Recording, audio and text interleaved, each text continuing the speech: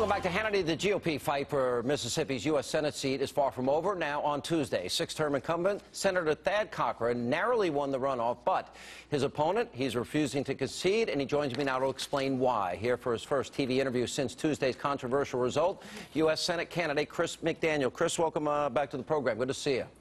Thanks, Sean. Thanks for having me. All right. I guess the first thing I want to ask is, what was your reaction to this, and more importantly, the campaign? I'll show some of the things that were said about you in the campaign. But what was your reaction to how they campaigned against you?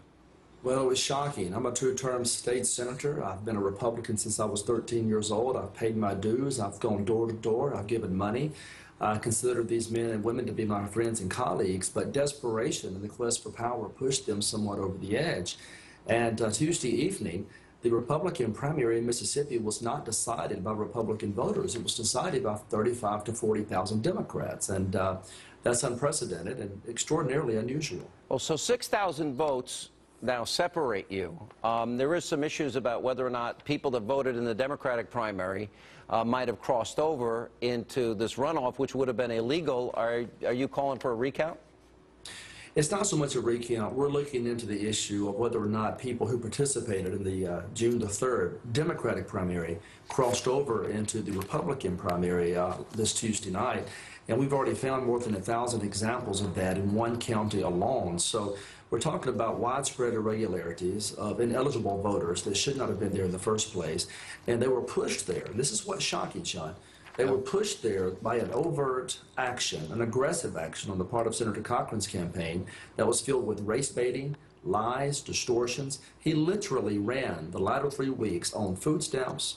He ran on voter suppression, and he ran on pork. Now, Mississippi's a conservative state, and one would think our party was still a conservative party, but this proves otherwise. Let me put up on the screen, I have two flyers that were being circulated that we've gotten our hands on here. Now, the first one says, the Tea Party intends to prevent blacks from voting, and then they go on to attack the Tea Party, and then there's racial terms that you, Chris McDaniel, Tea Party, voted against the Mississippi Civil Rights Museum, opposed federal funding for public schools, nursing home photo scandal, made racial comments on a radio show. Then we got another one that says Tea Party intends to prevent you from voting, and at the bottom it says Chris McDaniel in D.C. is a step backward for the state of Mississippi. We've come this far. We can't go back now. And then there was this robocall. I want you to respond to all three of these things. Listen to this.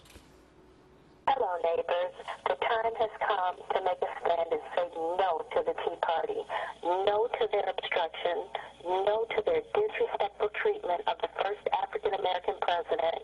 Next Tuesday, June 24th, Tea Party candidate Chris McDaniel is in a runoff against Senator Thad Cochran. If we do nothing, Tea Party candidate Chris McDaniel wins and causes even more problems for President Obama. Right. It goes on longer than that. We're running out of time. Your reaction to those flyers and that robocall, and are you certain it came from Cochran?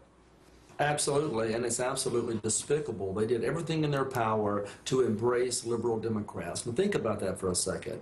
If we have an agenda as conservatives is to fight with principle and to fight with power and to be strong and courageous, and they say they're going to fight the liberals in Washington, but they embraced the liberals in Mississippi just to win an election. It's the worst style of politicking I can imagine. They did it. They've gotten away with it so far.